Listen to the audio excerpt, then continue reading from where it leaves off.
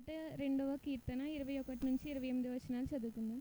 ఆయన తన ఉన్నతమైన పరిశుద్ధాలయము నుండి వంగి చూచెననియు, ఆకాశము నుండి భూమిని దృష్టించెననియు,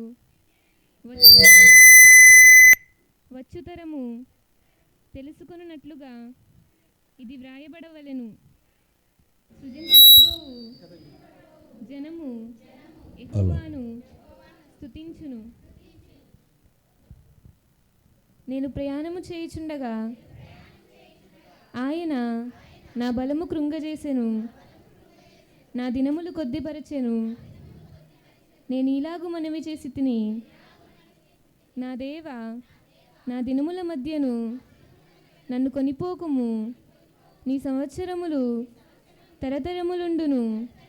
ఆదియందు నీవు భూమికి పునాది వేసితివి, ఆకాశములు కూడా నీ చేతి పనులే. అవి నశించును గాని నీవు నిలచియుందువు. అవి అన్నీయు వస్త్రము వలె పాతగిలును. ఒకడు అంగవస్త్రమును తీసివేసినట్లు నీవు వాటిని తీసివేయుదువు, అవి మార్చబడును. నీవు ఏకరీతిగా నుండువాడవు. నీ సంవత్సరములకు అంతము లేదు. నీ సేవకుల కుమారులు నిలిచియుందురు. వారి సంతానము నీ సన్నిధిని స్థిరపరచబడును. ఆమేన్.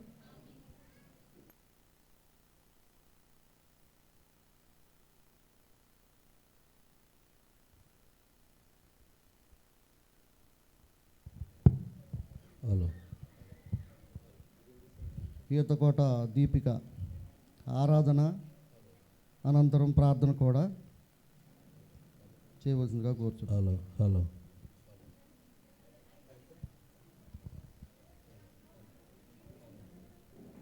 హలో హలో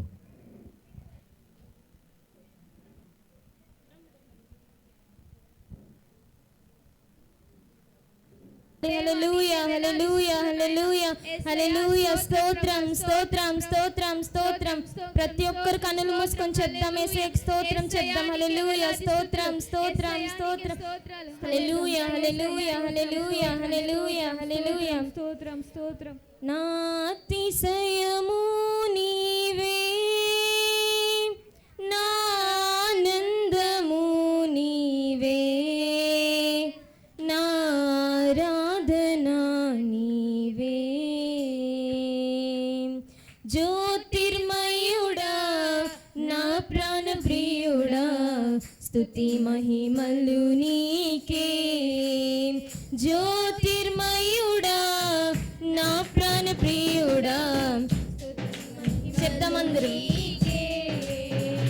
నా ఆత్మలో అనుక్షణం, నా ఆత్మలో అనుక్షణం, నా అతిశయము నీవే, నా ఆనందము నీవే, నా ఆరాధన నీవే, నా అతిశయము నీవే, నా ఆనందము నీవే. అందరం చెప్తాం. నా ఆరాధన నీవే. జ్యోతిర్మయుడా, నా ప్రాణప్రియుడా, స్తుతి మహిమలు నీకే. అందరం కలిసి. జ్యోతిర్మయుడా, నా ప్రాణప్రియుడా, స్తుతి మహిమలు నీకే. నా పరలోకపు తండ్రి వ్యవసాయకుడా, నా పరలోకపు తండ్రి వ్యవసాయకుడా, నీ తోటలోని ద్రాక్షవల్లితో నన్ను అంటుకట్టి స్థిరపరిచావా. నీ తోటలోని ద్రాక్షవల్లితో నన్ను అంటుకట్టి స్థిరపరిచావా. జ్యోతిర్మయుడా, నా ప్రాణప్రియుడా, స్తుతి మహిమలు నీకే. జ్యోతిర్మయుడా,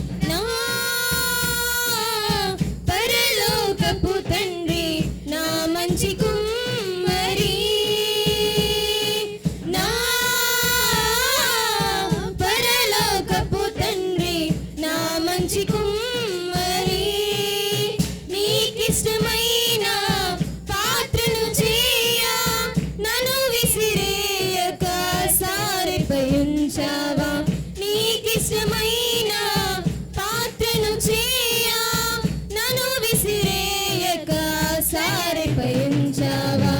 జ్యోతిర్మయుడా నా ప్రాణ ప్రియుడా స్తుతి మహిమలు నీకే. జ్యోతిర్మయుడా నా ప్రాణ ప్రియుడా స్తుతి మహిమలు నీకే. జ్యోతిర్మయుడా నా ప్రాణ ప్రియుడా స్తుతి మహిమలు నీకే. నా ఆత్మలో అనుక్షణం నా అందరం పాడదాం. అనుక్షణం నా అతిశయము నీవే, నా ఆనందము నీవే, నా ఆరాధన నీవే, నా అతిశయము నీవే, నా ఆనందము నీవే, నా ఆరాధన నీవే, నా అతిశయము నీవే, నా ఆనందము నీవే, నా ఆరాధన నీవే, నా ఆరాధన నీవే. జ్యోతిర్మయుడా నా ప్రాణ ప్రియుడా స్తుతి మహిమలు నీకే. జ్యోతిర్మయుడా నా ప్రాణ ప్రియుడా స్తుతి మహిమలు నీకే. నా తండ్రి కుమారా పరిశుద్ధాత్ముడా, నా తండ్రి కుమారా పరిశుద్ధాత్ముడా, త్రియేక దేవా ఆది సంభూతుడా నిన్ను నేనేమని ఆరాధించెదా. త్రియేక దేవా అందరం కలిసి చెప్తుడా నిన్ను నేనేమని ఆరాధించెదా. నిన్ను నేనేమని ఆరాధించెదా, ఆరాధించెదా. చెప్తాం అందరం. నిన్ను నేనేమని ఆరాధించెదా, ఆరాధించెదా. జ్యోతిర్మయుడా నా ప్రాణ ప్రియుడా స్తుతి మహిమలు నీకే. ఉజ్జీవంగా పాడదాం. నా ప్రాణ ప్రియుడా స్తుతి మహిమలు నీకే. నా ఆత్మలో అనుక్షణం, నా ఆత్మలో అనుక్షణం నా అతిశయము నీవే, నా ఆనందము నీవే, నా ఆరాధన నీవే, నా అతిశయము నీవే, నా ఆనందము నీవే, నా ఆరాధన నీవే, నా అతిశయము నీవే, నా ఆనందము నీవే, నా ఆరాధన నీవే, నా అతిశయము నీవే, నా ఆనందము నీవే, నా ఆరాధన నీవే, నా అతిశయము నీవే, నా ఆనందము నీవే, నా ఆరాధన నీవే, నా అతిశయము నీవే, నా ఆనందము నీవే, నా ఆరాధన నీవే. జ్యోతిర్మయుడా నా ప్రాణ ప్రియుడా స్తుతి మహిమలు నీకే. జ్యోతిర్మయుడా నా ప్రాణ ప్రియుడా స్తుతి మహిమలు నీకే. సియోను శిఖరాగ్రము నీ సింహాసనమాయెనా. సియోను శిఖరాగ్రము నీ సింహాసనమాయెనా. సియోనులో నిన్ను చూడాలని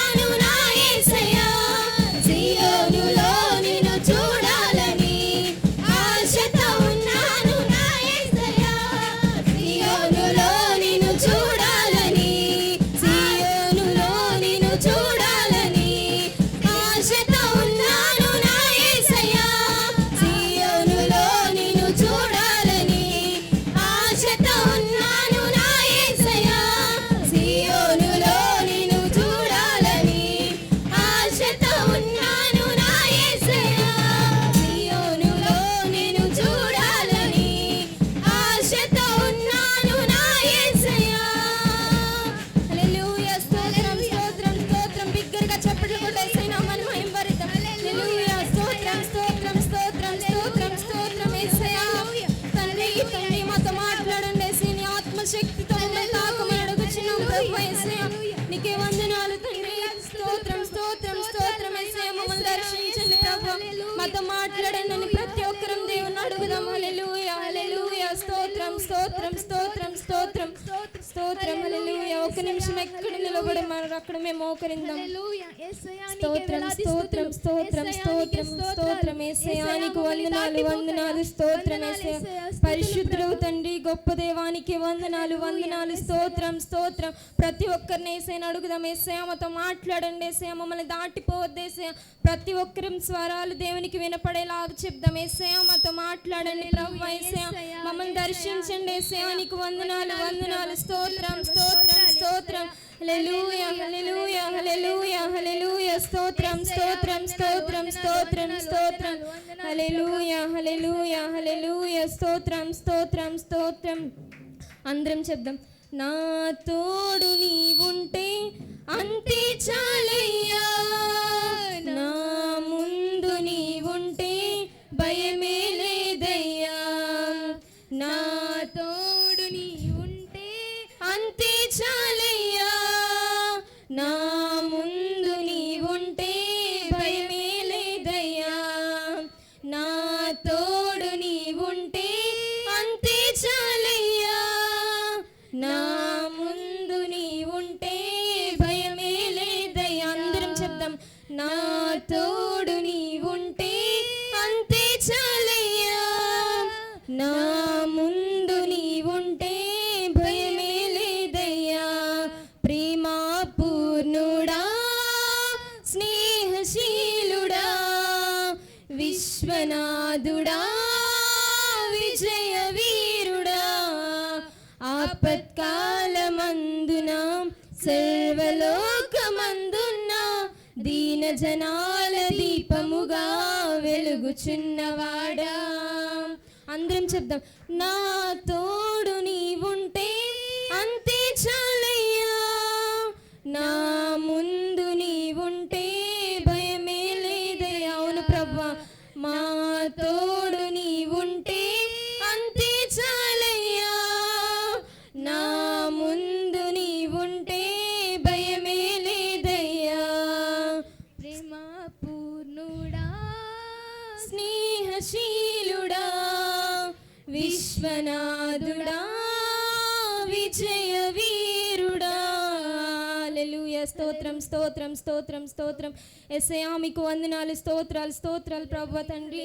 గడిచిన దినం నుండి నేటి దినం వరకు మమ్మల్ని మా కుటుంబాన్ని ప్రభువా నీ సజీవమైన రెక్కల చాటున ప్రభువా దాచి కాచి భద్రపరిచిన విధానాన్ని బట్టి మీకు వందనాలు స్తోత్రాలు చెల్లించుకుంటాం ప్రభువా. యేసయ్యా ఇంతవరకు నాయన తండ్రి నీ ఆత్మతో మమ్మల్ని తాకిన విధానాన్ని బట్టి మీకే వందనాలు స్తోత్రాలు చెల్లించుకుంటున్నాం ప్రభువా. యేసయ్య తండ్రి తండ్రి కూడి వచ్చిన ప్రతి బిడ్డను తండ్రి ప్రభువా యేసయ్య మీరు దీవించండి ఆశీర్వదించండి ప్రభువా. యేసయ్య నీ ఆత్మతో నన్ను తండ్రి ప్రభువా యేసయ్య నడిపించమని అడుగుచున్నాను ప్రభువా. యేసయ్య నీ వాక్కుతో అందరినీ తాకమని అడుగుచున్నాను ప్రభువా. యేసయ్య ఇంకను జరగబోచిన తండ్రి ఆరాధన అంతట్లో కూడా మీరు తోడుగా ఉండి నడిపించమని సమస్త మీ చేతులకు అప్పగించుకుంటూ యేసయ్య నామములో అడుగుచున్నాం తండ్రి. ఆమేన్.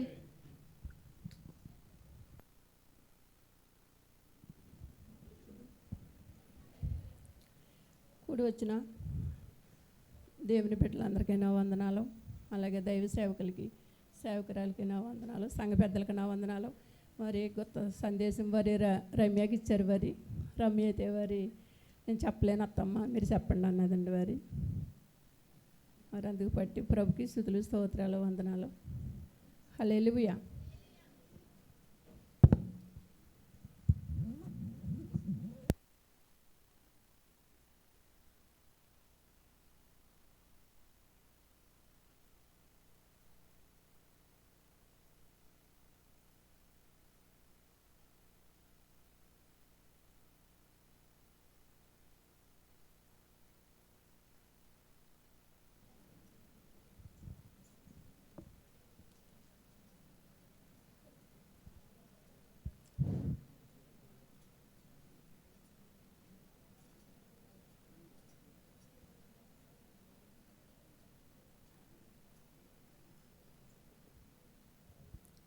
నాలుగో వచనం తీసుకున్నారండి అందరూ?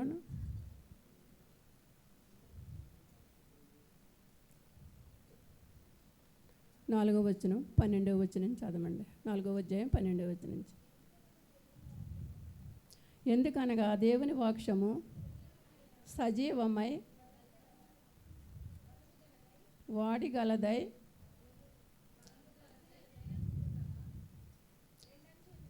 రెండంచులు గల ఎటువంటి కరగమ్మ కంటే వాడిగా ఉండి ప్రాణాత్మలను కీళ్లను ఇబ్బసించినంత మట్టుకు మూలుగులను విభజించినంత మట్టుకు మూలుగులను దూరుచు హృదయం యొక్క తలంపులు ఆలోచనలను శోధించుచున్నది. మరియు ఆయన దృష్టికి కనపడంది సృష్టి ఏదియూ లేదు. మనము ఎవరికి లెక్క అప్పు చెప్పవలసి ఉన్నది. ఆ దేవుని కన్నులకు సమస్తము మరుగులేక తేటగా ఉన్నది. కావున ఆకాశమందు వెళ్ళుచున్న దేవుని కుమారుడైన యేసు అను గొప్ప ప్రధాన యాజకుడు మనకు ఉన్నాడు గనుక మనము ఒప్పుకున్న దానిని గట్టిగా చేపట్టుదాము. మన ప్రధాన యాజకుడు మనకు బలహీనతల యందు మనతో సహనభావుడిగా లేనివాడు కాదు, కానీ సమస్తము విషయములలోనూ మనవలనే శోధింపబడిన ఆయన పాపము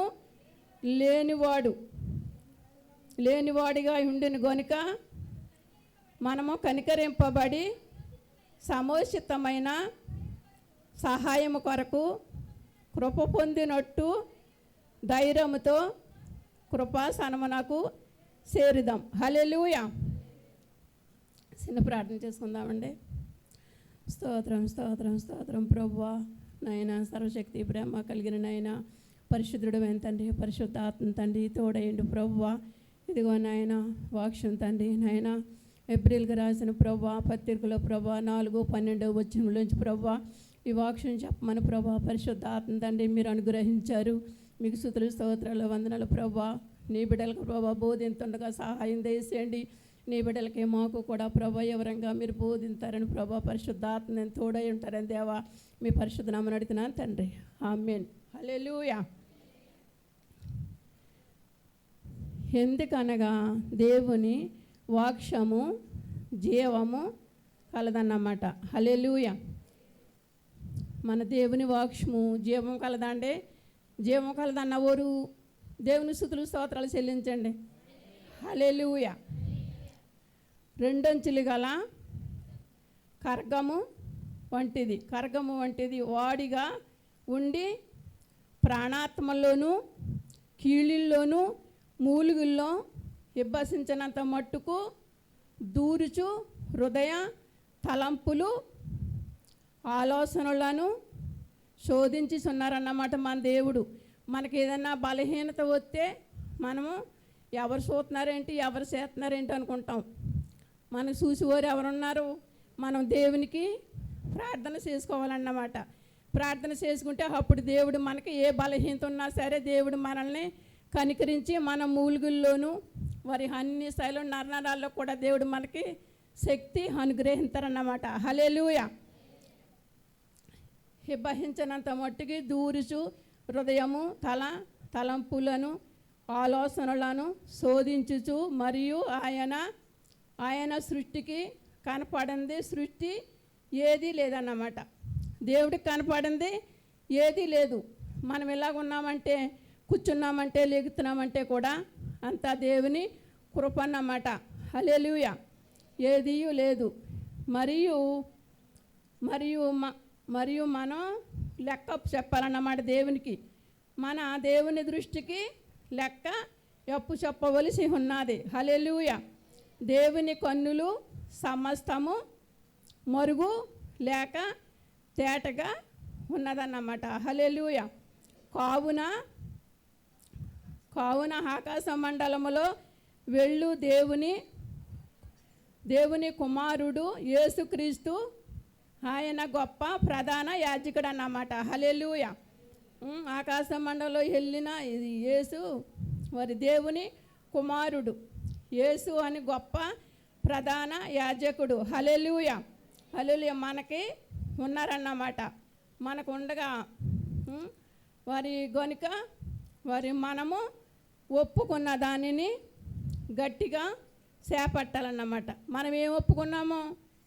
దేవుడిని మనము నమ్ముకున్నాం, రక్షణ పొందుకున్నాం. బాప్టిజం తీసినప్పుడు దైవ సేవకులు చెప్పి అన్నీ కూడా మనం ఒప్పుకుని రక్షణ పొందుకున్నాం. అవన్నీ కూడా మనము దేవుని ఎదుట ఒప్పుకున్నామన్నమాట. అవి ఒప్పుకున్నాయన్నీ కూడా మనం చేత పట్టుకోవాలి. మనం దేవుడి సన్నిధిలో వాక్యం చెప్తున్నారు, మళ్ళీ ఇంకా బిడ్డలు కూడా అందరూ చెప్తున్నారు. అవి కూడా మనము గట్టిగా చేపట్టుకుని మనము దేవుడి యందు భయభక్తుల్లో ఉండాలన్నమాట.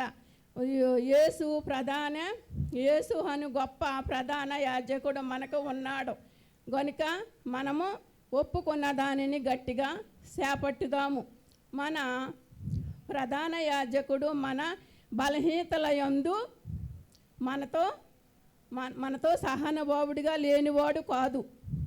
మనతో ఉన్నారు, మనతో లేనివారు కాదు. కాగా సమస్తము విషయములలోనూ మన వలె శోధించబడి ఆయన పాపము లేనివాడుగా ఉండేను గనుక మనము కనికరము చూపబడి సమస్త సమయోచితముగాను సహాయము కొరకు కృప పొంది ధైర్యముతోనూ కృపా సహాయంతో చేరుదామన్నమాట. హల్లెలూయా. ఇంకో చిన్న వాక్యం చూపుతున్నాను చూడండి.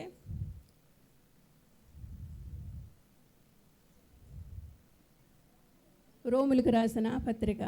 హల్లెలూయా.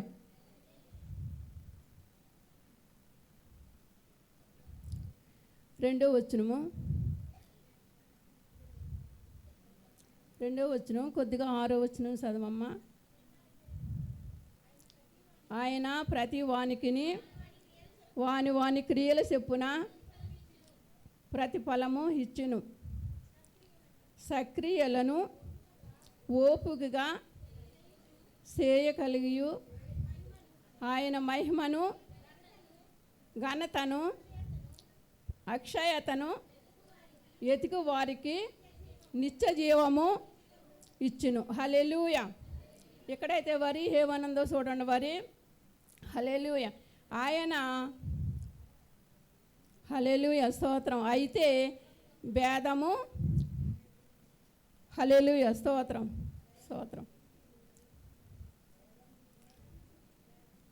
భేదము ఆయన ప్రతి వానికిని వాని క్రియలు చొప్పున ప్రతిఫలము ఇస్తారన్నమాట. ఎవరి క్రియలు వారి చెప్పునే తండ్రి ప్రతిఫలము ఇస్తారన్నమాట. సత్యక్రియలు ఓపికగా చేయుచు మహిమను ఘనతయను అక్షయమును వెతికి వారికి నిత్య జీవమును ఇచ్చినన్నమాట. మరి ఎవరైతే వారి ఓపికగా ఉండి దేవుడి మాటలు చక్కగా ఇన్ని వారి వాక్యాల ప్రకారంగా నడుచుకుని మరి భయం నుండి భక్తి నుండి వారి చక్కగా దేవుని కృప వలన వారి దేవుడి వాక్యాల వల్ల నడుచుకుంటారో అటువంటి బిడ్డలకే ఇవన్నీ దేవుడు కలుగజేస్తారన్నమాట. ఈ వాక్యం నాకు ఇచ్చిన దైవ సేవకులకి నా వందనాలు. హల్లెలూయా. హల్లెలూయా. బైబిల్ గ్రంథములో నుండి యోహాను సువార్త 15వ అధ్యాయము. యోహాను గ్రంథములో నుండి సువార్తలో నుండి 15వ అధ్యాయము 5వ వచనాన్ని చదువుదాం. ద్రాక్షవల్లిని నేను, తీగలు మీరు. ఎవడు నా యందు నిలిచియుండునో, నేను ఎవని యందు నిలిచియుండునో వాడు బహుగా ఫలించును. నాకు వేరుగా ఉండి మీరేమీ చేయలేరు. చదవడం లేఖనాన్ని ప్రభు మన కొరకు దీవించునుగాక, విరిచి వడ్డించునుగాక. అందరి నోట చెప్పండి ఆమేన్. ఆమేన్ అనే మాటకి అలా జరుగునుగాక. అలా కలుగునుగాక, అలా నెరవేరునుగాక, నా జీవితంలో నెరవేరునుగాక అనే మాటకి పరమార్థం ఏంటంటే ఆమేన్. ఆమేన్ చెప్పటం చాలా మంచిది. సేవకుడు మాట్లాడుతూ ఉన్నప్పుడు అప్పుడప్పుడు వాక్యముని మనసుకి కనెక్ట్ అవుతూ ఉన్నప్పుడు ఆమేన్ అనే పదం చెప్పటం మంచిది. ఎందుకు అని గనక ఆలోచన చేస్తే ఆ వాక్యంతో పరిశుద్ధాత్మ దేవుడు నిన్ను దర్శిస్తూ ఉంటాడు. ఆ పదముతో పరిశుద్ధాత్మ దేవుడు నిన్ను తాకుతూ ఉంటాడు. ఆ వాక్యం నిన్ను తాకినప్పుడు నీ నోటంట రావలసినటువంటి పదం ఏంటంటే ఆమేన్. ఇదేదో అంటారన్నమాట కాదు, ఇదేదో భూత పదం కాదు. కాబట్టి ఈ పదము అందరము చెప్పాలి.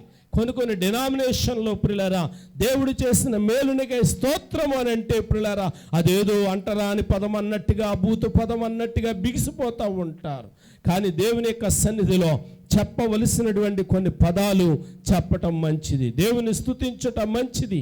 దేవునికి స్తోత్రం, హల్లెలూయా. కాబట్టి ప్రియా దేవుని బిడ్డలారా, చదవబడినటువంటి లేఖన భాగములో నుండి యోహాను సువార్త 15వ అధ్యాయము 5వ వచనములో ఇలాగు వ్రాయబడి ఉంది. క్రీస్తు ప్రభువారు 2000 సంవత్సరాల కిందట భూమి మీద ఉంటూ ఉన్నప్పుడు సాక్షాత్తు ఆయన పలికినటువంటి మాట, ఆయన చెప్పినటువంటి మాట ఏమిటి అని గనక ఆలోచన చేస్తే 15వ అధ్యాయము మొదటి నుండి కొన్ని వచనాలు చదివితే ఆయనే మాట్లాడుతూ ఉన్నాడు. ఆయనే మాట్లాడుతూ ఇలాగంటాడు, నేను నిజమైన ద్రాక్షావల్లిని. అంటే ఆయన గురించి మాట్లాడుతూ ఉన్నాడు, తండ్రిని గురించి మాట్లాడుతూ ఉన్నాడు, సంఘమును గురించి కూడా ఆయన మాట్లాడుతూ ఉన్నాడు.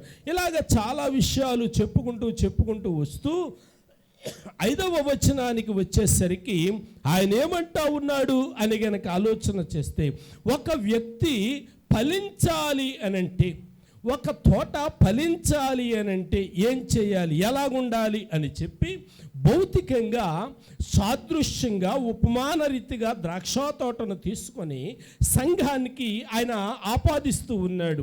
అంటే ప్రియులారా, ద్రాక్ష తోటను మనకు అర్థం చేసుకోవడానికి చెబుతూనే ఆత్మీయ కోణములో సంఘాన్ని ఆయన నడిపిస్తూ ఉన్నాడు. ఏమని మాట్లాడుతూ ఉన్నాడు రండి ప్రియా దేవుని బిడ్డలారా. 5వ వచనంలో నేను చదువుతూ ఉన్నాను, ఎవడు నా యందు నిలిచియుండునో, నేను ఎవని యందు నిలిచియుందునో వాడు బహుగా ఫలించును. ఈరోజు ప్రియులారా మన అంశం ఏమిటి అని గనక ఆలోచన చేస్తే, ఫలించుట కొరకు ఏం చెయ్యాలి, ఏమి చేస్తే ఫలిస్తాము, ఎలా ఉంటే ఫలిస్తాము, ఎలా ఉంటే దీవించబడతాము. వ్యవసాయం చేసే రైతులు వ్యవసాయం గురించి చాలా ఆలోచన చేస్తూ ఉంటారు.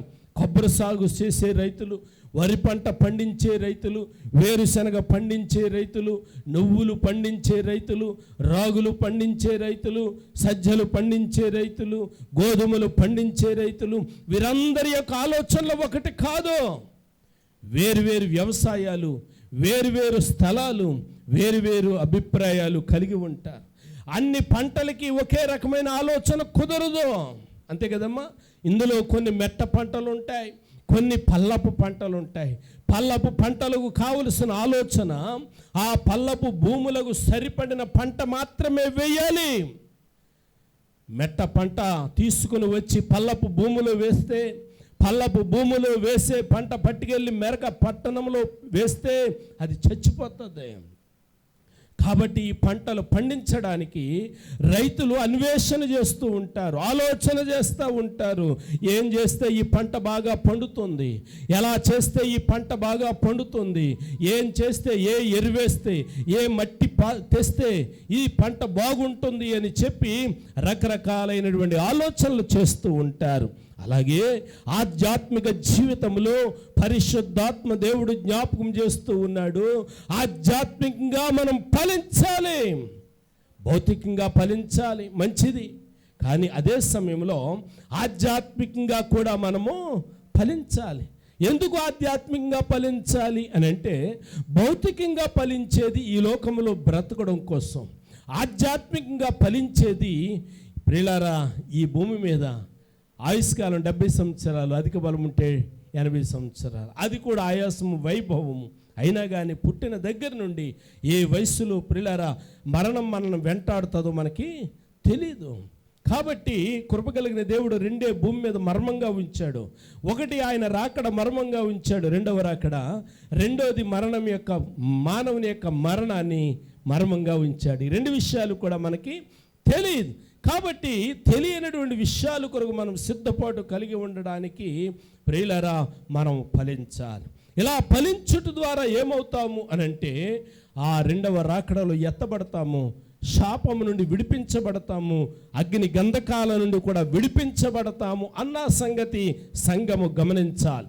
నేను పోయిన వారం జ్ఞాపకం చేస్తాను అనుకుంటాను.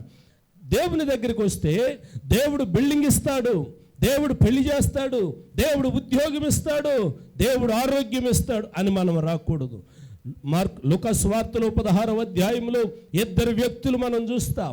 ఒకడు దరిద్రుడు, ఒకడు ధనవంతుడు. దరిద్రుడి పేరు వ్రాయలేదు, ధనవంతుడి పేరు వ్రాయలేదు, దరిద్రుడి పేరు రాశారు. ఆ వ్యక్తి ఎలాంటి వాడు అని అంటే అతని ఒంటి నిండా పుండ్లే, అతని ఒంటి నిండా పుండ్లే, కుక్కలు వచ్చి వాని యొక్క దేహమును నాకుతూ ఉండే. అంటే మనకు అర్థమవుతూ ఉంది అతని దేహంలో ఏమి లేదు, ఆరోగ్యం లేదు, స్వస్థత లేదు. అయినా కానీ ప్రియులారా అతడు చనిపోయినప్పుడు దేవదూతలు వచ్చి, వింటున్నారా, దేవదూతలు వచ్చి అతన్ని ప్రియులారా దేవుని దగ్గరికి అబ్రహాము రొమ్మును ఆనుకొనడానికి తీసుకొని వెళ్ళినవి అన్న సంగతిని మనకి జ్ఞాపకం చేస్తున్నాడు. అయితే నేను మీకు జ్ఞాపకం చేస్తున్నాను, మనకు కలిగే బలహీనత ప్రియులారా పరలోకానికి అడ్డు కాదు, మనకు కలిగే దరిద్రత పరలోకానికి అడ్డు కాదు, మనకు కలిగిన పేదరికం పరలోకానికి అడ్డు కాదు, రక్షణ పొందకపోవటమే అడ్డు, ఆధ్యాత్మికంగా ఫలించకపోవటమే అడ్డు. ఆధ్యాత్మికంగా ఫలించకపోతే పరలోక రాజ్యానికి చేర్చబడలేము అన్న సంగతి మనం గుర్తించాలి. అందుకే కృప కలిగిన దేవుడు యేసుక్రీస్తు ప్రభువారు అంటున్నారు, ఎవడైనా కానీ ఫలించాలి అని అంటే నా యందు నిలిచి ఉండాలి. ఏం చేయాలమ్మా? నా యందు నిలిచి ఉండాలి. 4వ వచనాన్ని చూస్తానంటాడు, నేను కొమ్మనైతే, నేను ద్రాక్షవల్లనైతే, మీరు తీగెలు. అంటే ఈ తీగల్ని కొమ్మల్ని గురించి ఆయన జ్ఞాపకం చేస్తూ మీరు ఫలించాలి అని నాలో నిలిచి ఉండాలి, నాలో అంటుకట్టబడాలి అని అంటూ ఉన్నాడు తీగల్ని. మనం తీగలు అనుకుందాం కాసేపు, ఆయన కొమ్మ అనుకుందాము. ప్రియులారా ఇప్పుడు ద్రాక్ష గెల రావాలనుకోండి, తీగను వస్తుందా, కొమ్మను వస్తుందా? అమ్మ, బీరపాదు ఎంతమందికి తెలుసు? చూసారు ఎవరైనా? బీరపాదుకి పాదు పెరుగుతూ ఉన్నప్పుడు తీగలు వస్తాయి.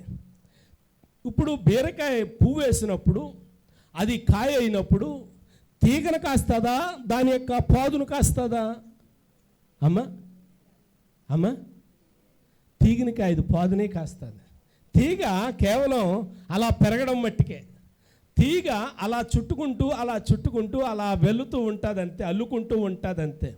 ఏదైతే ఆ పందిరిని ఎక్కిస్తూ ఉంటారో ఆ పందిరిని పట్టుకోవడానికి మాత్రమే ఆ తీగలు పనికొస్తూ ఉంటాయి. దేవునికి స్తోత్ర. ఆ తీగ, ఆ కాయ ఎక్కడి నుంచి వస్తుంది అని అంటే ఆ తీగెళ్ళిన, ఆ ఆకెళ్ళిన కాండం విడిపోతూ ఉందే, ఆ మొదట్లో నుంచి ఆ కాయ బయటకు వస్తూ ఉంటుంది. అంటే కాయ వచ్చేది కాండములో నుండి అయినప్పటికీ తీగ ప్రియులరా దానిని అంటుకొని ఉండాలి. దేవునికి స్తోత్రం కలిగిన గాక. ద్రాక్షవల్లి కూడా అంతే, అది కూడా ప్రియులరా ఒక చెట్టే, కానీ దాన్ని పాదు కూడా అంటారు. ఎందుకు అని అంటే అది ప్రియులారా చెట్టు కాండముగా అయిన తర్వాత, ఇంత ఎత్తు అయిన తర్వాత దాన్ని ఏం చేస్తారంటే పందిరి మీదకి ఎక్కించేస్తారు. అలా ఎక్కించేసిన తర్వాత అది పాదుగా అలా పాగుతూ ఉంటుంది.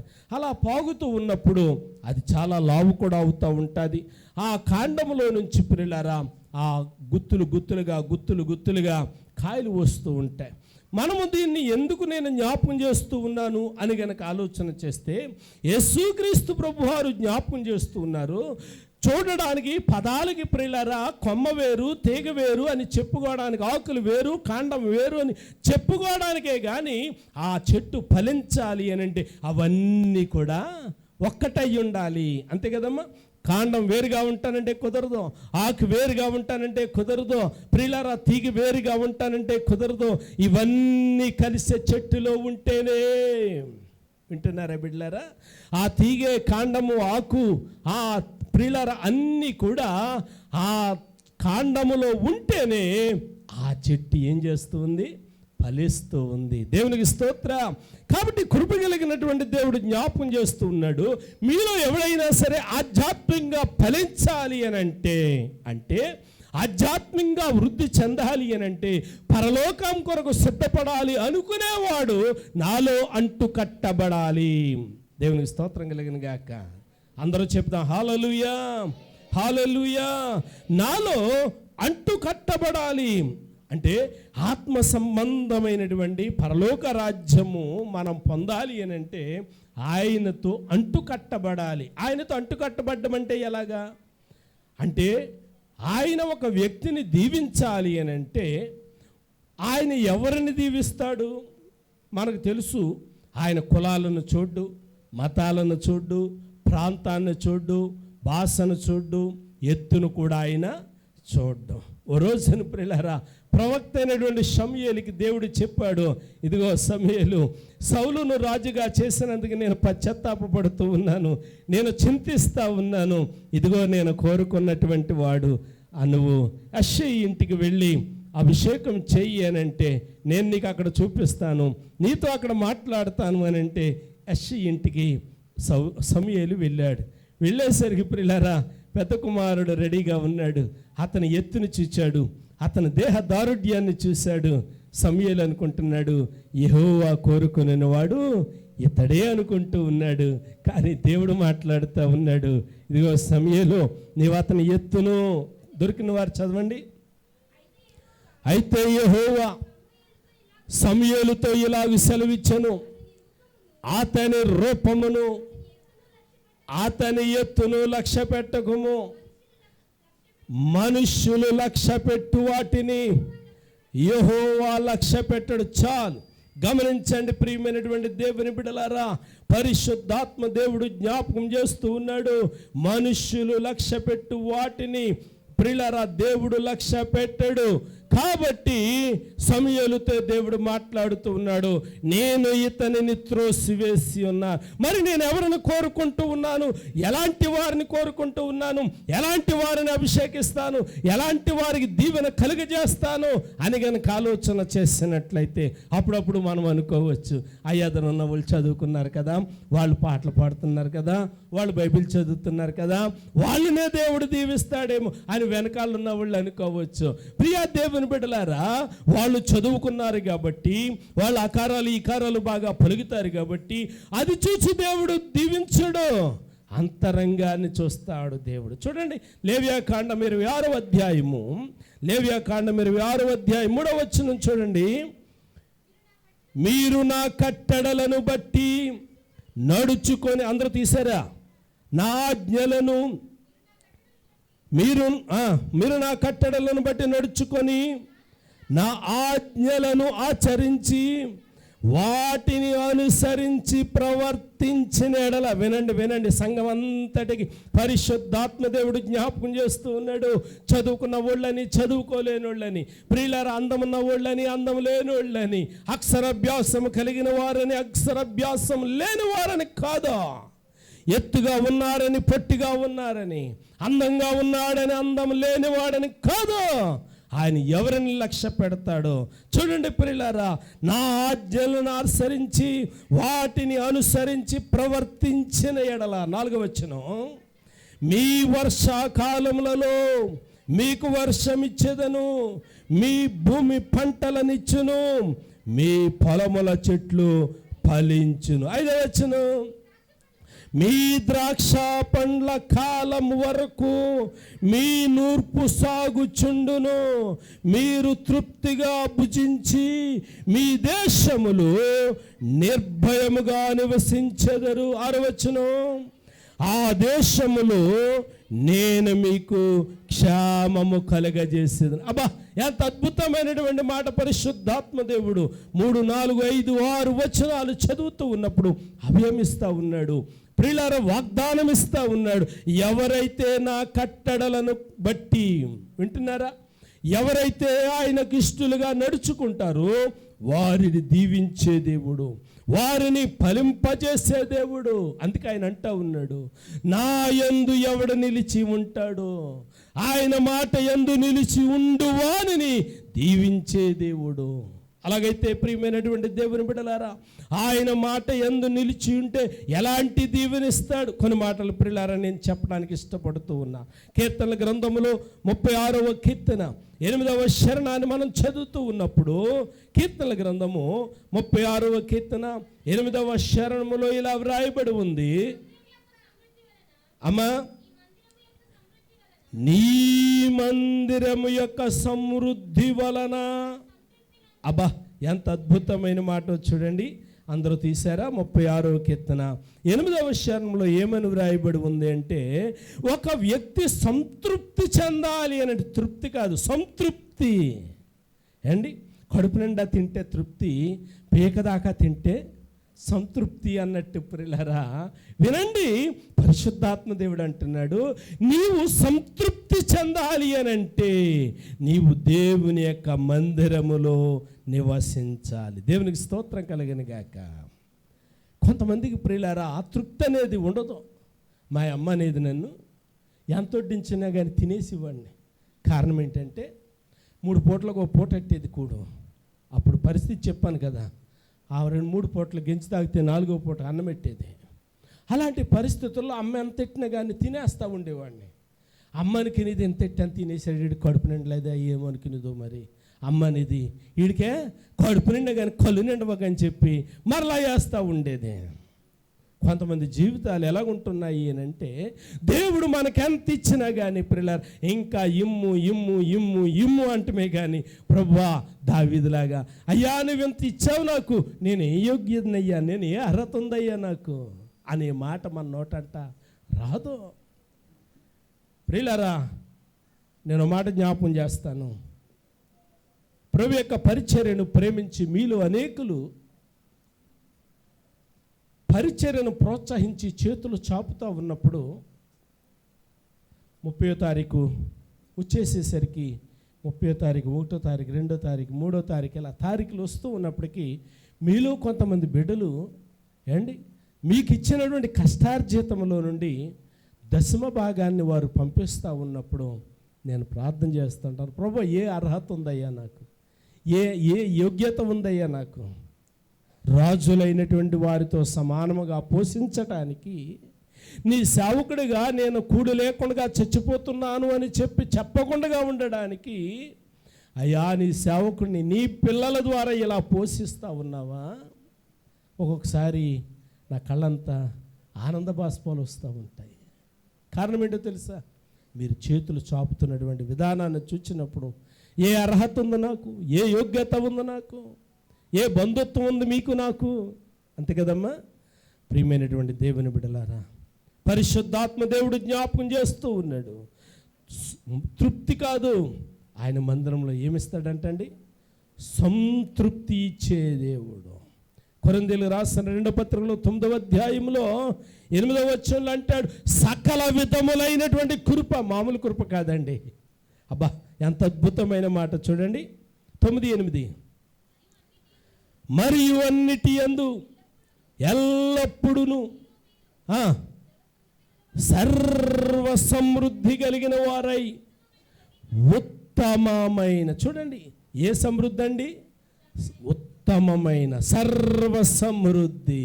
అవును ప్రియా దేవుని బిడ్డలారా, ఆయనతో నువ్వు వంట కట్టబడితే, ఆయనతో నువ్వు వంట కట్టబడితే, ఎఫెసీయులకు రాసిన పత్రిక 3వ అధ్యాయము 20వ వచనంలో ఇలా జ్ఞాపకం చేస్తూ ఉన్నాడు, మనలో కార్య సాధకమైన తన శక్తి చొప్పున, అబ్బా మనము అడుగు వాటన్నిటికంటే, ఊహించు వాటన్నిటికంటే ఏ శక్తి అంటండి? అత్యధికముగా, అధికముగా వేరు, అత్యధికముగా. ప్రియులారా ఈరోజు నేను ప్రార్థన చేశాను అనుకోండి, 10 రూపాయలు కావాలి నాకు ఈరోజు, లేకపోతే 1000 రూపాయలు కావాలి, అది అవసరం. ఈరోజు నాకు 1000 రూపాయలు కావాలి, లేకపోతే 100 రూపాయలు కావాలి, అది అవసరం. ఈరోజు నేను ప్రార్థన చేశాను, దేవుని సన్నిధిలో నాకున్నటువంటి అవసరతను బట్టి కన్నీరు కార్చాను, గోజాడాను. ప్రియులారా, దేవుడు మిమ్మల్ని ప్రేమించి 1100 రూపాయలు పంపించారు. నాకు కావాల్సింది 1000, లేకపోతే నాకు కావాల్సింది 100. దానికి అదనంగా పంపించారనుకోండి, ఇప్పుడు ఏ కృప అనాలి దాన్ని? అత్యధికమైనటువంటి కృప.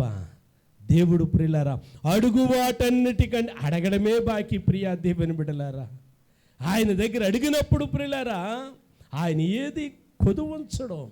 కీర్తనల గ్రంథంలో రాయబడి ఉంది ప్రియులారా, అడవికి రాజు ఎవరంటండి? మృగాల్లో సింహం. అడవికి రాజు సింహం. అలాంటి సింహం అయినా ఒకవేళ ఆకలిగా ఉంటాదేమో కానీ నా నామము నెరిగినటువంటి వారిని నేను అలాగా ఉంచాను అని చెప్పి ఆయన జ్ఞాపకం చేస్తూ ఉన్నాడు. ఫిలిప్పీయులు రాసిన పత్రికలో 4:19 చూసినట్లయితే, కాగా దేవుడు తన ఐశ్వర్యము చొప్పున క్రీస్తు యేసునందు మహిమలో మీ ప్రతి అవసరము తీర్చును. అబ్బా, ఎంత అద్భుతమైనటువంటి మాట చూడండి.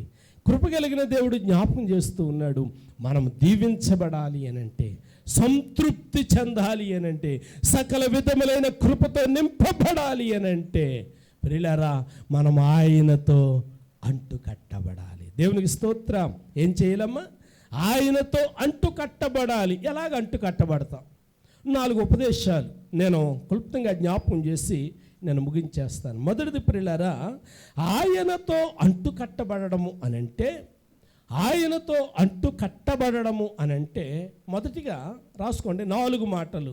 ఒక్కొక్క మాట ప్రియులారా నేను జ్ఞాపకం చేస్తాను. మొదటిది కీర్తనల గ్రంథం 1వ కీర్తన 3వ చరణంలో ఇలా వ్రాయబడి ఉంది, అతడు నీటి కాలువల యోరను నాటబడినదై ఆకు వాడక తన కాలమందు ఫలమిచ్చు చెట్టు వలె. చప్పలు కొడదాం ఒకసారి. దేవునికి మహిమ కలిగిన గాక. ఎవడైతే ఆయనలో అంటు కట్టబడతాడో, ఎవడైతే ఆయనను అత్తుకుంటాడో, ఎవడైతే ఆయనను ప్రేమిస్తాడో, ఎవడైతే ప్రియులారా ఆయన మాటకు విధేయుడవుతాడో, ఎవడైతే ఆయన మాట మీద లక్ష్యం ఉంచుతాడో, అతడు ఎలాగుంటాడో తెలుసా? నీటి కాలువల యోరను నాటబడినటువంటి వాడిగా ఉంటాడు. బాబూజీ వాళ్ళ ఇంటికాడ, ఆ బల్లోళ్ళ ఇంటికాడ అలాగా ఆ వరుస అంతా కూడా, కాలవగొట్టంతా కూడా చాలామందికి ఆ ఇంటి ఎదురుగుండగా ఉన్నటువంటి స్థలాల్లో కొన్ని మొక్కలు వేసుకున్నారు. ములం మొక్కలు ఉన్నాయి, మామిడి మొక్కలు ఉన్నాయి, అంటి మొక్కలు ఉన్నాయి, ఏవో మొక్కలు ఉన్నాయి. అన్ని మొక్కలు మామిడి ఉన్నాయి.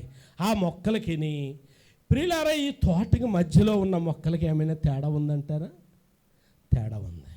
ఏంటి ఆ తేడా? ఆ కాలం పక్కన ఉన్న మొక్కలు ఎలా ఉంటాయంటే, ఎప్పుడూ కూడా ప్రియులారా భయం ఉండదు. కాలం ఎండిపోతున్నా భయం ఉండదు, తోట ఎండిపోతున్నదన్న భయం ఉండదు, ఏరిండిపోతున్నదన్న భయం ఉండదు. ఎప్పుడు కూడా నీరు వెళ్తానే ఉంటూ ఉంటుంది. అదే ప్రియులారా తోట లోపలకు ఉందనుకోండి, అయ్య బాబోయ్ మార్చినాలు వచ్చింది, కాలం కట్టేస్తారు, ఇంజిన్ ఎక్కడ దొరుకుతుంది, నీళ్ళు తోడుకోవాలి, తోడపోతే ఏమైపోతాయి? చెట్లు చచ్చిపోతాయి. అంటే నీరు లేకపోతే ఎలా చచ్చిపోతాయో, దేవునితో అంటు కట్టబడకపోతే ప్రియులారా ఆర్థికమైనటువంటి పతనానికి మనం దిగిపోతాము అన్న సంగతి మనం గమనించాలి. అందుకే పరిశుద్ధాత్మ దేవుడు అంటూ ఉన్నాడు, నాతో అంటు కట్టబడితే ఎలాగుంటారంటే నీటి కాలువల యోరను నాటబడినటువంటి చెట్టులాగా ఉంటారు. 92వ కీర్తనలో 13వ వచనంలో ఇలా వ్రాయబడి ఉంది, 92:13, యెహోవా మందిరములో నాటబడిన వారై వారు మన దేవుని మందిర ఆవరణములలో వర్ధిల్లుదురు. అంటే ఒక వ్యక్తి వర్ధిల్లాలి అని అంటే, ఒకటి వాడు అంటు కట్టబడాలి, రెండవది వాడు దేవుని యొక్క మందిరములో నాటబడాలి. దేవుని స్తోత్రం కలిగిన గాక. నాటబడ్డం అంటే తండ్రి కుమార త్రియేక దేవుని నామంలో ఆయనకు చెందినటువంటి వాడవుగా, ఆయనకు చెందినటువంటి దానవుగా నీకు ఒక ముద్ర ఉండాలి. దేవునికి మహిమ కలుగును గాక. ఆమేన్, హల్లెలూయా. యెషయా గ్రంథం 44వ అధ్యాయంలో 4వ వచనంలో ఇలాగంటాడు. యెషయా గ్రంథం 44వ అధ్యాయం 4వ వచనంలో, నీటి కాలువల యొద్ద నాటబడిన నిరవంజి చెట్లు ఎదుగునట్లు, ప్రియులారా చూడండి ప్రియులారా, గడ్డిలో ఎదుగునట్లు వారు ఎదుగుదురు. చూడండి ప్రియులారా, నీటి కాలువల యొద్ద నాటబడిన చెట్లను గురించి ఆయన జ్ఞాపకం చేస్తూ, అవి ఎలా వర్ధిల్లుతూ ఉన్నాయో, ఎదుగుతూ ఉన్నాయో, ఫలిస్తూ ఉన్నాయో, తృప్తిగా ఎలా ఉంటూ ఉన్నాయో, మీరు కూడా అలా ఉండాలి అనంటే మీరు ఎక్కడ నాటబడాలి అనంటే మందిరములో నాటబడాలి అండి. నీటి కాలువల ఓరను నాటబడినట్లు చెట్టుగా దేవుని యొక్క మందిరములో నాటబడాలి. ఇర్మియా గ్రంథము 17వ అధ్యాయము 8వ వచనం చూడండి. ఇర్మియా గ్రంథం 17వ అధ్యాయం 8వ వచనం, 17:8. అమ్మా, వాడు జలముల యొద్ద నాటబడిన చెట్టు వలె నుండును, అది కాలువల వారను, దాని వేళ్ళు తన్నును, వెట్ట కలిగినను దానికి భయపడదు, దాని ఆకు పచ్చగా నుండును, వర్షం లేని సంవత్సరం చింత నందదు, కాపు మానద్దు. వినండి ప్రియులారా, 8వ వచనంలో, వాడు జలముల యొద్ద నాటబడిన చెట్టు వలె ఉండును. ఎవడైతే ఆయనతో అంటు కట్టబడతాడో, ఎవడైతే ఆయనతో కలిసి ప్రియులారా మందిరంలో నాటబడిన వాడుగా ఉంటాడో, వాడు ఇలాగూ ఉంటాడు అన్న సంగతిని పరిశుద్ధాత్మ దేవుడు జ్ఞాపకం చేస్తూ ఉన్నాడు. కాబట్టి యవన బిడ్డలారా, పెద్దలారా, తల్లులారా, నేను జ్ఞాపకం చేస్తున్నాను, మనం దీవించబడాలి అనంటే, మనం ఆశీర్వదించబడాలి అనంటే, మనం వర్ధిల్లాలి అనంటే ఆయన మందిరములో నాటబడాలి. ఆయన మాటల చేత మనము ఆకర్షించబడాలి. పరమగీతంలో ఇదే మాట చాలా ప్రాముఖ్యం, ఆకర్షించబడితిని. ఎలాగ ఆకర్షించబడ? షోలమిత అంటుంది, నా ప్రియుని మాట చేత నేను ఆకర్షించబడ్డా. నీ తండ్రి అయిన దేవుని మాట చేత సంఘం ఏం చేయబడాలి? ఆకర్షించబడాలి. కాబట్టి మొదటి మాట, వర్ధిల్లాలి అనంటే నాటబడాలి. వర్ధిల్లాలంటే ఏం చేయాలమ్మా? నాటబడాలి. రెండో మాట, 15వ అధ్యాయం యోహాను సువార్త 15వ అధ్యాయం యోహాను సువార్త 2వ వచనంలో ఇలా వ్రాయబడి ఉంది, నాలో ఫలింపని ప్రతి తీగ ఆయన తీసి పారవేయును. అంటే రెండో మాట, నీవు ఫలించాలి అని అంటే నీలో ఉన్నటువంటి పనికిరాని తీగలను తీసి పారవేయాలి. ఫలించాలంటే ఏం చేయాలమ్మా? షారోన్ ఏం చేయాలి? బ్యూటీ ఏం చేయాలి? ఫలించాలి అంటే ఏం చేయాలి? పనికిరాంది తీసి పారేయాలి. అంటే ఇప్పుడు ప్రియులారా, ఈ పైరు పంట, బీరపాదు, వంగపాదు, చిక్కుడుపాదు, ఈ పాదులు వేసేవాళ్ళు రోజు ఏం చేస్తారంటే ఆ పాదుల దగ్గరికి వెళ్ళి చూస్తూ ఉంటారు.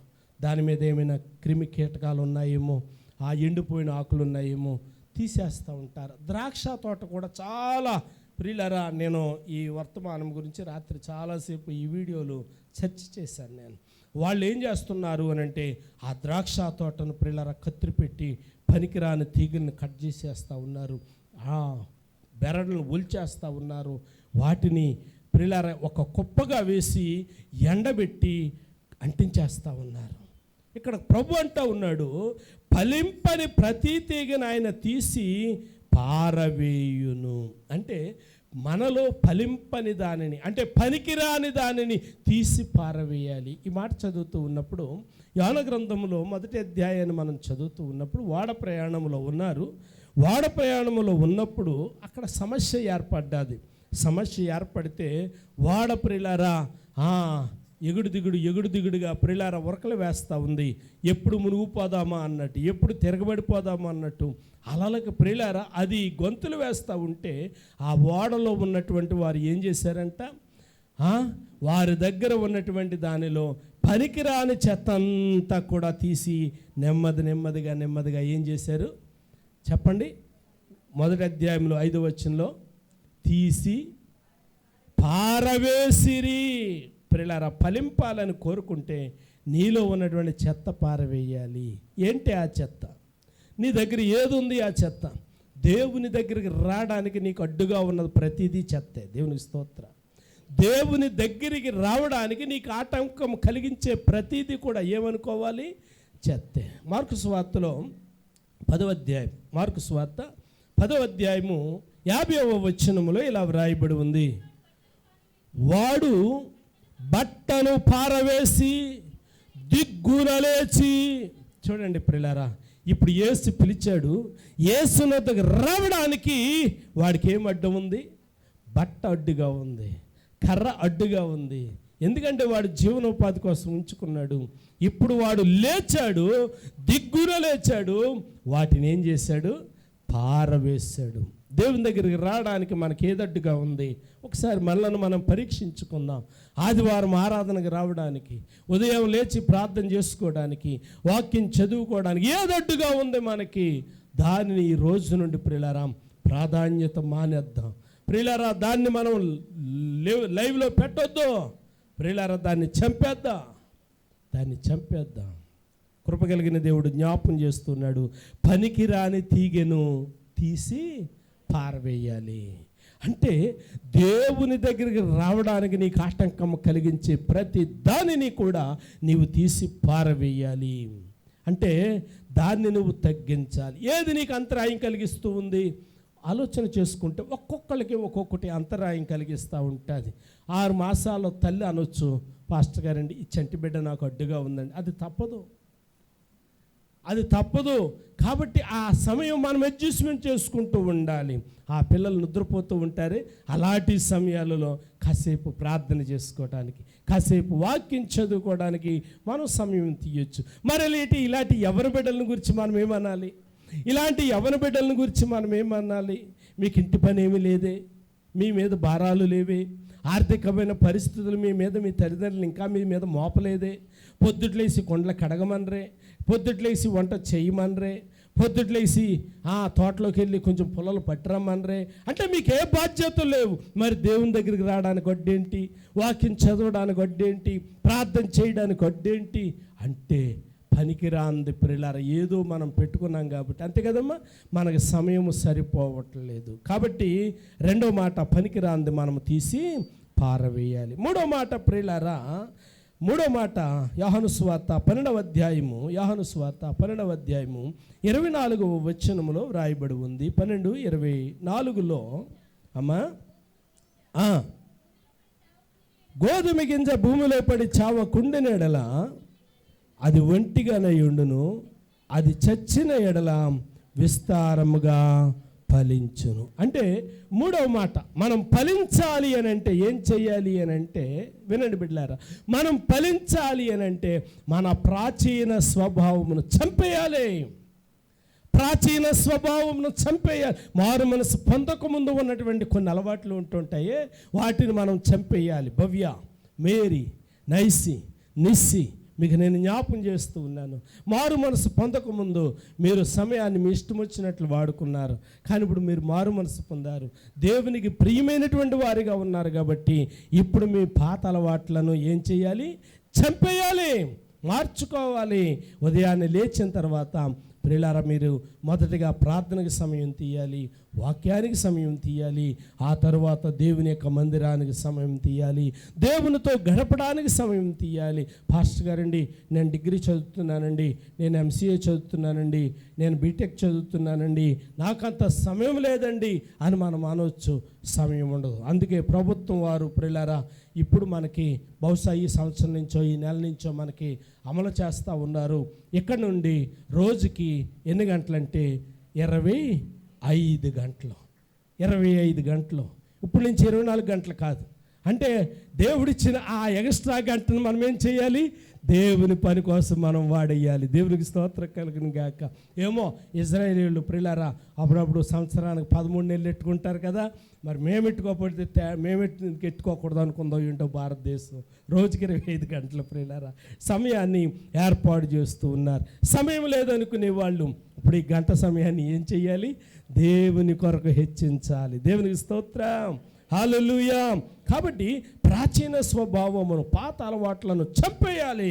వాక్యం దగ్గరికి రావడానికి ఏదైతే అడ్డుగా ఉందో, ప్రార్థన దగ్గరికి రావడానికి ఏదైతే అడ్డుగా ఉందో, దేవునితో సహవాసం చేయడానికి ఏదైతే అడ్డుగా ఉందో. నేను చెప్తాను పిల్లరా, మన బాప్తీసం ఇచ్చినప్పుడు కూడా ఈ పిల్లలకి చెప్పాను నేను, అమ్మ మీరు నూతనంగా బాప్తీసం పొందారు, మీకంటే ముందు బాప్తీసం పొందినటువంటి అక్కోళ్ళు ఉన్నారు, అమ్మోళ్ళు ఉన్నారు, ఆంటీ వాళ్ళు ఉన్నారు, వాళ్ళ దగ్గరికి వెళ్ళి కాసేపు కూర్చోండి, వాళ్ళ దగ్గరికి వెళ్ళి కాసేపు వాక్యాన్ని చదవండి, వాళ్ళ దగ్గరికి వెళ్ళి కాసేపు దేవుని మాటలు వినండి అని చెప్పి బిడ్డలకు నేను చెప్పాను. ఈ వారంలో ఏ బిడ్డ ఏ ఇంటికి వెళ్ళిందో నాకు తెలియదు, ఏ అక్క దగ్గరికి వెళ్ళిందో నాకు తెలియదు. వెళ్ళాలి అమ్మ, స్వీటీ వచ్చింది, దేవుని స్తోత్రం కలిగిన గాక. చెప్పాను నేను, అక్కోళ్ళ దగ్గరికి వెళ్ళండి, ఆంటీ వాళ్ళ దగ్గరికి వెళ్ళండి, మీకంటే ముందు మారు మనసు పొందినటువంటి వారి దగ్గరికి వెళ్ళి దేవుని గూర్చిన మాటలు వినండి, మీ పాత అలవాట్లను ఏం చేయాలి, చంపేయండి. అలా వినుట ద్వారా మాత్రమే మనసు మార్పు కలుగుతూ ఉంటుంది. దేవునికి స్తోత్రం. అందుకే ఎఫెసీయులకు రాసిన పత్రికలో 4:22 అంటాడు. ఎఫెసీయులకు రాసిన పత్రిక 4:22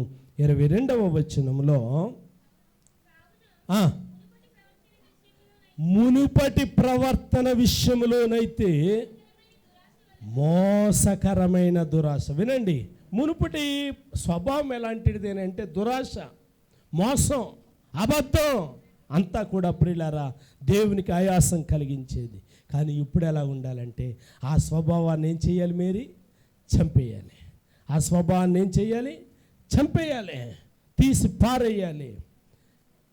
కొలస్సీయులకు పత్రికలో 3:9 కొలస్సీ 3:9 ఒకనితో ఒకడు అబద్ధమాడకుడి, అనగా ప్రాచీన స్వభావమును దాని క్రియలతో కూడా మీరు పరిత్యజించాలి.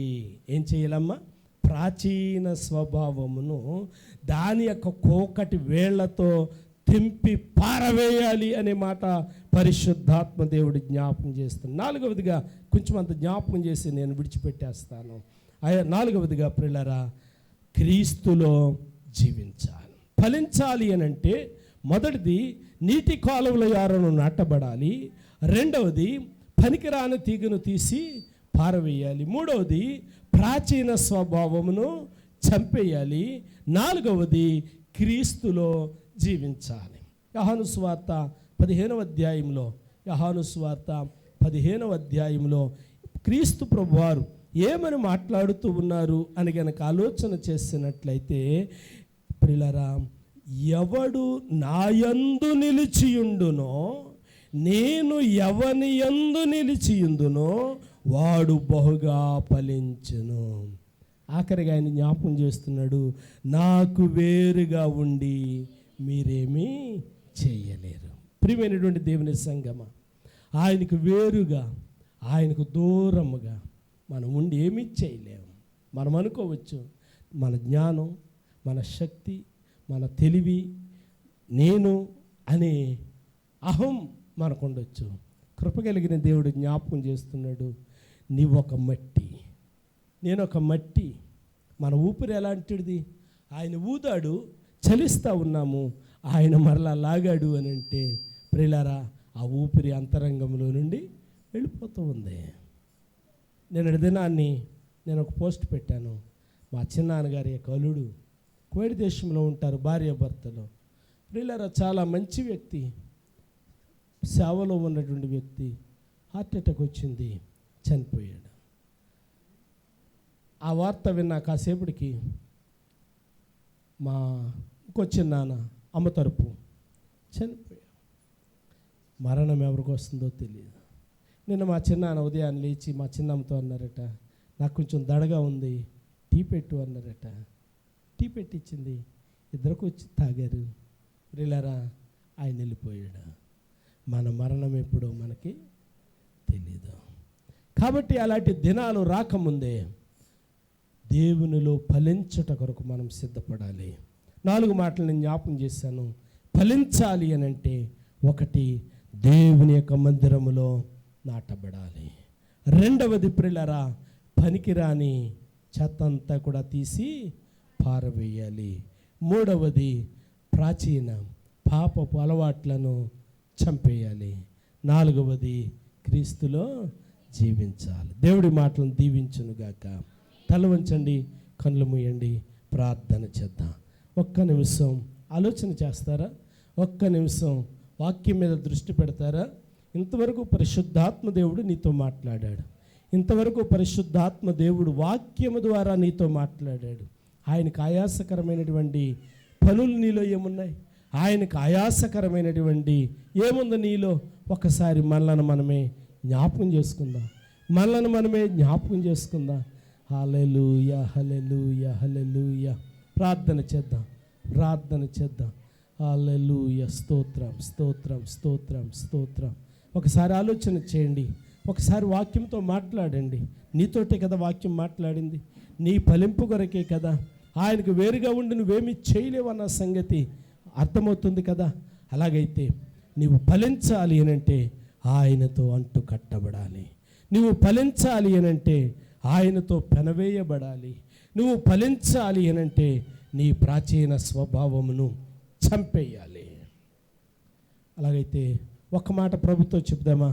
తండ్రి, కుమార, త్రియేక దేవ, పరిశుద్ధాత్మ దేవ, నీకు ఆయాసం కలిగించే పనులు నాలో ఏమైనా ఉన్నాయేమో, అవును నీకు ఇష్టము కాని క్రియలు నాలో ఏమైనా ఉన్నాయేమో, ఒకసారి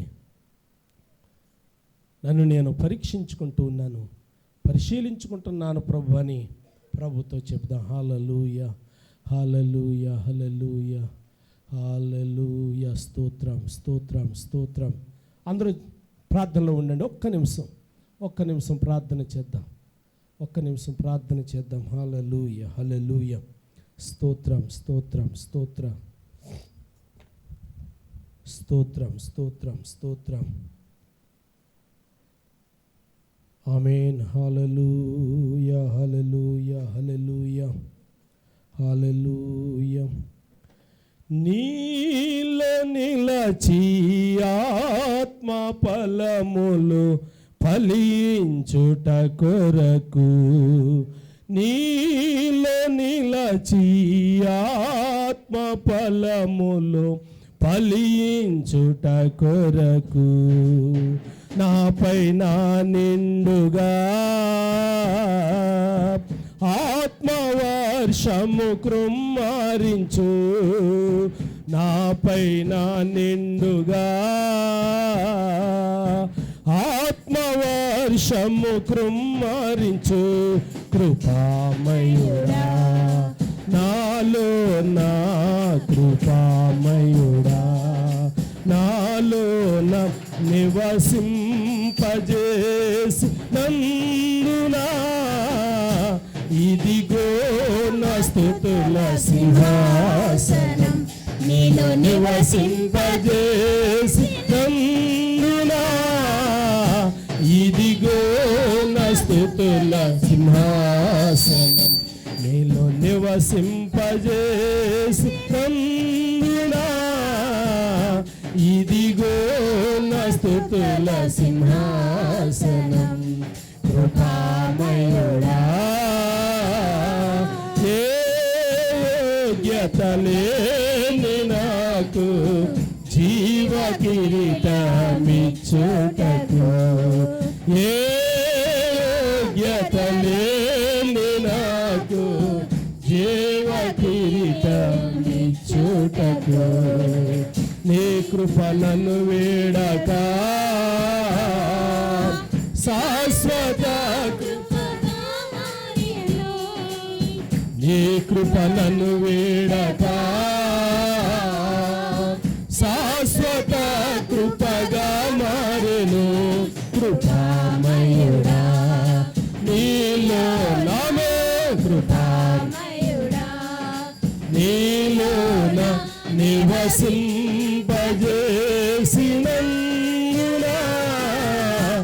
ఇదిగో నా స్తుతుల సింహాసనం, నీలో నివసింపజేసినందునా, ఇదిగో నా స్తుతుల సింహాసనం, కృపామయుడా. చీకటి నుండి వెలుగులోనికి నన్ను నిలచిన తేజోమయ పాడాలి. చీకటి నుండి వెలుగులోనికి నన్ను నిలిపిన తేజోమయ రాజవంశములో యాజకత్వము చేసేదను. రాజవంశములో యాజకత్వము చేసేదను. కృపామయుడా నీలోన, కృపామయుడా నీలోన నివసింపజేసినా.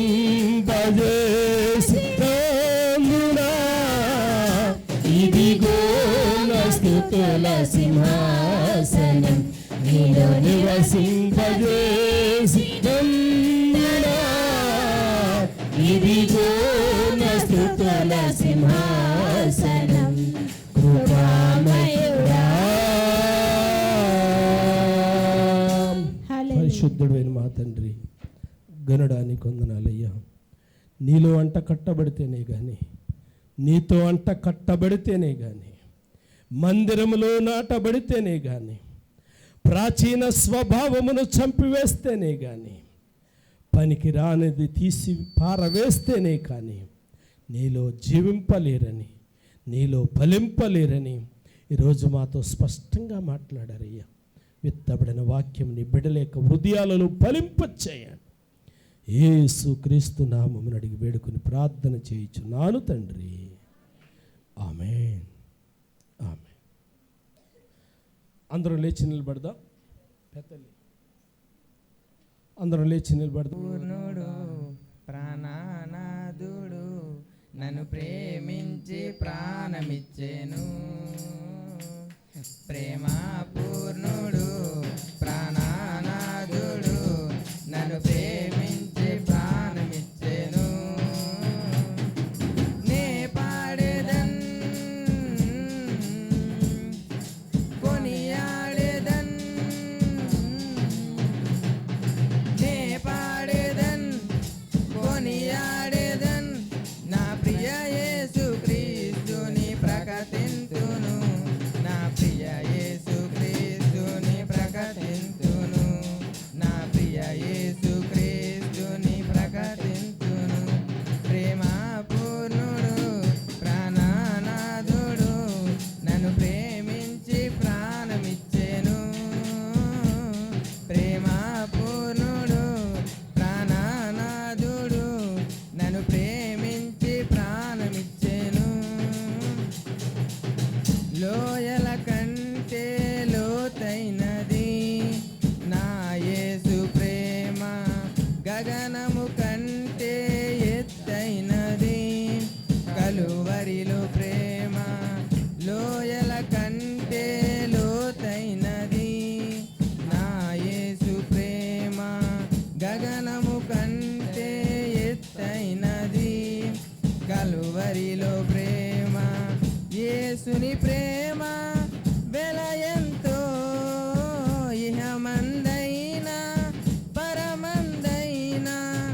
యేసుని ప్రేమ వెలయంతో ఇహమందైనా పరమందైనా. వెల కట్టలేనిది కలువరిలో ప్రేమ, కలువరిలో ప్రేమ నాకై వెలి అయిన ప్రేమ, కలువరిలో ప్రేమ నాకై వెలి అయిన ప్రేమ. ప్రేమ పూర్ణుడు ప్రాణనాథుడు నన్ను ప్రేమించి ప్రాణమిచ్చెను. ప్రేమ పూర్ణుడు ప్రాణనాథుడు నన్ను ప్రేమించి ప్రాణమిచ్చెను. మరణము కంటే బలమైనది పునరుద్ధాంతన ప్రేమ, మరణపు ముళ్ళును విరచినది బలమైన ప్రేమ.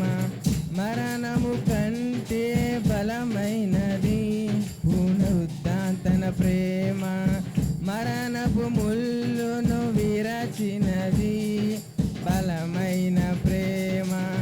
రక్తము కాచి రక్షణనిచ్చి ప్రాణము పెట్టి పర రక్తము కార్చి రక్షణనిచ్చి ప్రాణము పెట్టి పరముకు చేర్చే గొర్రె పిల్ల క్రీస్తుని విలువైన ప్రేమ బలి అయిన ప్రేమ నాకై వెలి అయిన ప్రేమ బలి అయిన ప్రేమ నాకై వెలి అయిన ప్రేమ ప్రేమ పూర్ణుడు ప్రాణనాథుడు నన్ను ప్రేమించి ప్రాణమిచ్చెను ప్రేమ పూర్ణుడు ప్రాణనాథుడు నన్ను ప్రేమించి ప్రాణమిచ్చెను. హల్లెలూయా. నీకు వందనాలు స్తోత్రాలు చెల్లిస్తూ ఉన్నాం. ఈ మధ్యాహ్న కాల సమయంలో ఇంతదనకు మీరు చేసిన మేలు ఉపకారం బట్టి నీకు వందనాలయ్యా. నీ బిడ్డలైనటువంటి వారిని మందిరంలోనికి వచ్చినైనా పాటలతో ప్రార్థనలతో వాక్యంతో నేను స్తుతించారు. అంత మాత్రమే కాదు నైనా, కలుములో నుండి లేములో నుండి మీరు వారికి ఏదైతే ఇచ్చారో నైనా అది తీసుకుని వచ్చి నీ పాదాల దగ్గర పెట్టారు. అది నీ పనికి ఉపయోగించడానికి, నీ సేవకుడు పోషించబడ్డానికి కృప చేయండి. ఇచ్చడి ద్వారా నూరంతల ఆశీర్వాదం దాయిచ్చేయండి. ఎవరు ఈరోజు రాలేదో వారిని దీవించండి, వచ్చిన వారిని ఆశీర్వదించండి. తెచ్చిన పలహారాలను బట్టి, తీసుకొచ్చినటువంటి పిడికిళ్ళను బట్టి, సమర్పించబడినటువంటి నాయన మరి చందాను బట్టి, కానుకలను బట్టి, దశంభాగములను బట్టి, ప్రత్యేక అర్పణలు బట్టి నీకు వందనాలు చెల్లిస్తాం. ఇది నా ఆశీర్వాదం మాకు సంఘానికి మీరు సమృద్ధిగా దాయిచ్చేయమని, నీలో ఫలింపడానికి వారం రోజుల ప్రభువా మా జీవితాన్ని మేము సరి చేసుకోవడానికి కృప చేయండి. యేసు నామమున అడుగుచున్నాను తండ్రి, ఆమేన్. ప్రభు ప్రార్థన చేద్దాం.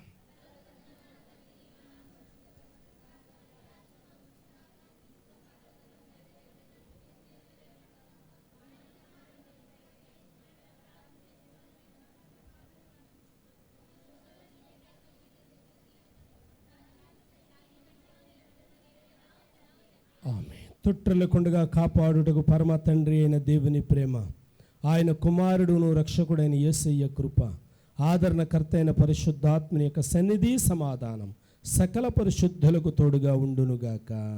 ఆమేన్. యేసు రక్తమే జయం. ప్రభు యేసు నామమునకు సంపూర్ణ విజయం కలుగునుగాక. ఆమేన్, ఆమేన్, ఆమేన్. అందరికీ వందనాలు, వందనాలు. రండి. ఆశ నాలో నీతోనే జీవించని, ఏరే పారే ప్రేమ నాలోనే ప్రవహించని, ఏదో ఆశ నాలో నీలోనే జీవించని, ఏరే పారే ప్రేమ నాలోనే ప్రవహించని,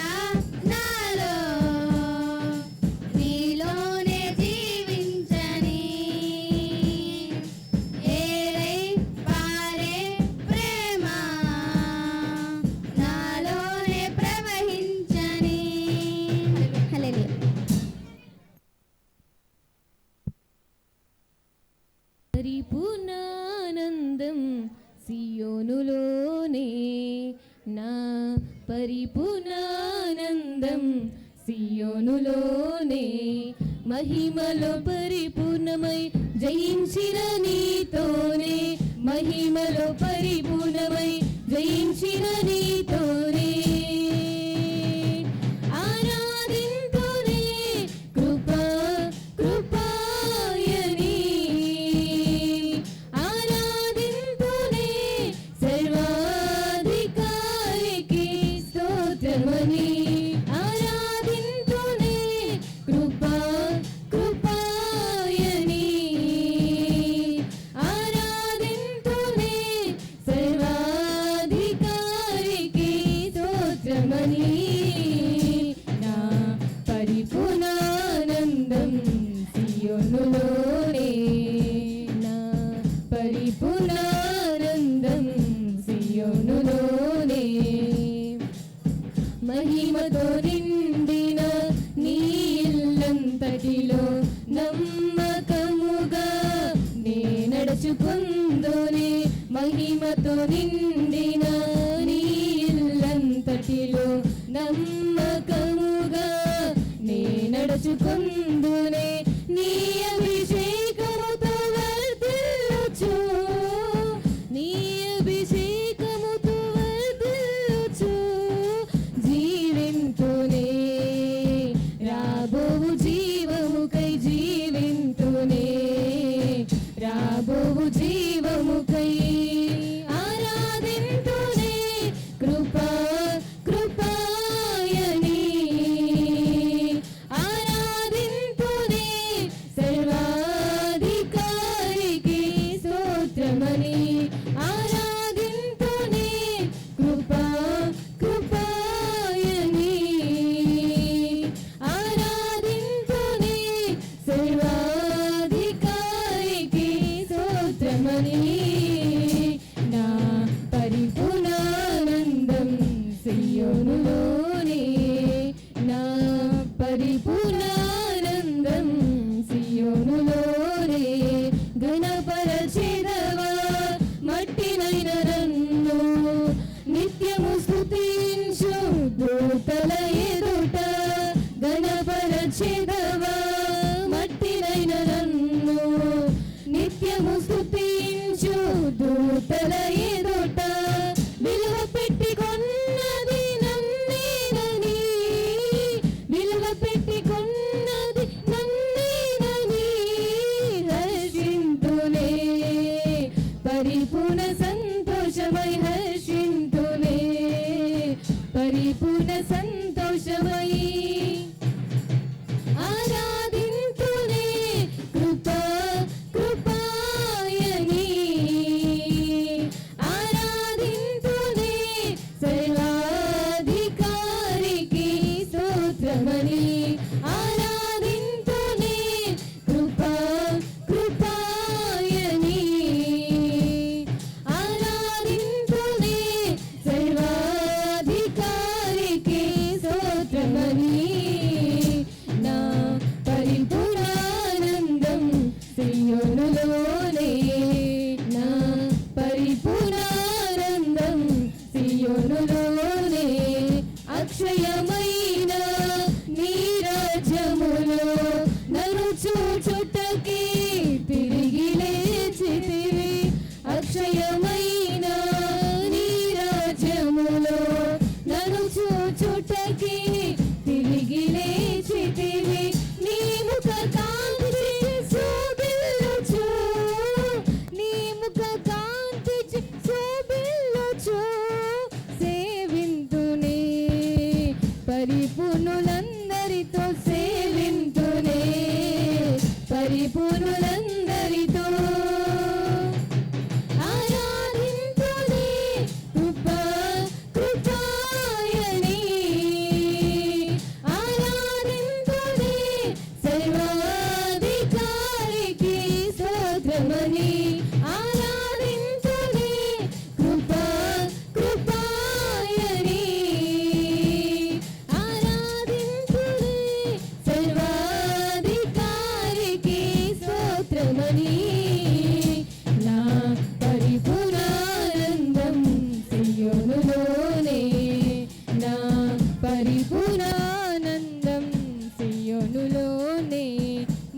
నాతో జయించిన నీతోనే మహిమల పరిపూర్ణమై జయించిన నీతోనే ఆరాధింతునే కృపా కృపాయని ఆరాధింతునే సర్వాధికారికి స్తోత్రమని ఆరాధింతునే కృపా కృపాయని ఆరాధింతునే సర్వాధికారికి స్తోత్రమని. హల్లెలూయా.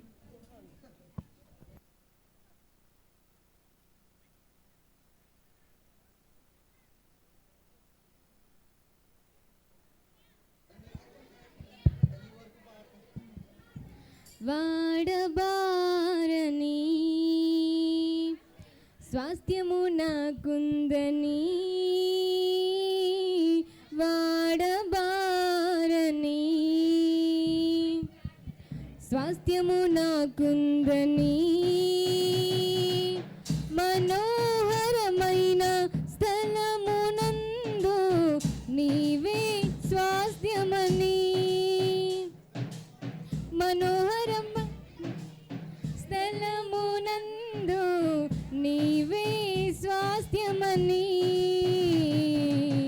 నీవే స్వాస్థ్యమని ప్రియుడా నీకే ఆరాధన నీ ప్రేమాతిశయమైన ఆలాపన ప్రియుడా నీకే ఆరాధన నీ ప్రేమాతిశయమైన ఆలాపన నాకై దాచిన నీ మర్మమే పాపములేని జీవమిచ్చెనే నాకై దాచిన నీ మర్మమే పాపములేని జీవమిచ్చెనే ఆ సహాయమే నేటికి నిలిపి ఆ సహాయమే నేటికి నిలిపి నీకు ఘనతగా మార్చినది నీకు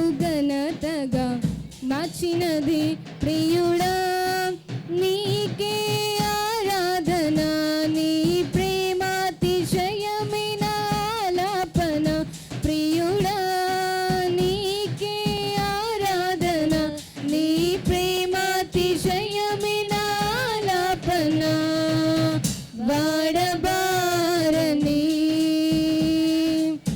స్వాస్థ్యము నాకుందని వాడబారని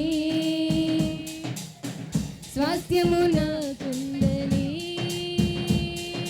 పైనుండి వచ్చిన జ్ఞానమే నా స్వస్థతకై గాయమాయనే పైనుండి వచ్చిన జ్ఞానమే నా స్వస్థతకై గాయమాయనే ఆ జ్ఞానమే నేటికి నిలిపి ఆ జ్ఞానమే నేటికి నిలిపి నీకు విలువగా మార్చినది నీకు విలువగా మార్చినది ప్రియుడా నీకే ఆరాధన నీ ప్రేమాతిశయమైన ఆలాపన ప్రియుడా నీకే ఆరాధన నీ ప్రేమాతిశయమైన ఆలాపన వాడబారని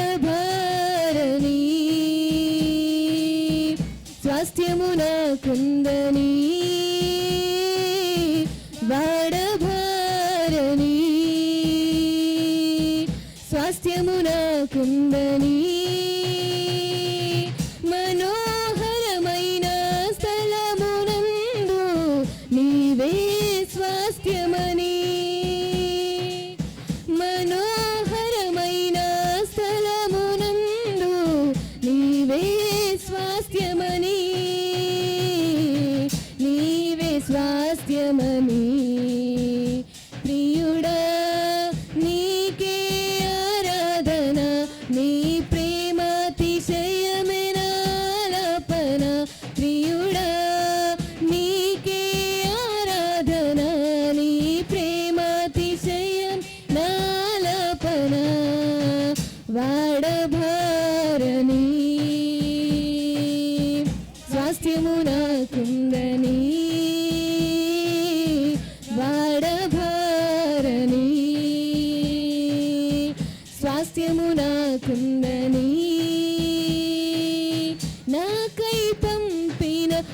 అభిషేకమే పరిపూర్ణతలో నన్ను నిలిపినే, నాకై పంపిన అభిషేకమే పరిపూర్ణతలో నన్ను నిలిపినే.